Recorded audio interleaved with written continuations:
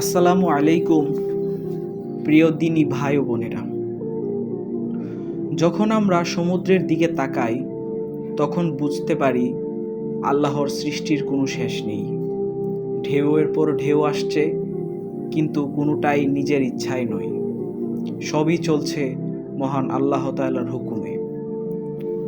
কোরআনে আল্লাহ পাক ইরশাদ করেন, তিনি সমুদ্রকে তোমাদের নিয়ন্ত্রণে দিয়েছেন যাতে তোমরা তা থেকে তাজা খাবার খাও, অলংকার সংগ্রহ করো আর নৌকা তার বুকে ভেসে চলে।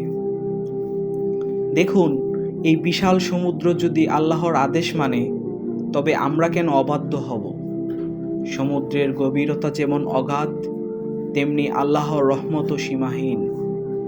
তাই আসুন সমুদ্রের দিকে তাকিয়ে আমরা আল্লাহকে স্মরণ করি আর বলি, হে আল্লাহ, আপনি আমাদের অন্তরকেও আপনার রহমতের সমুদ্রের মতো বিস্তৃত করে দিন। আমিন।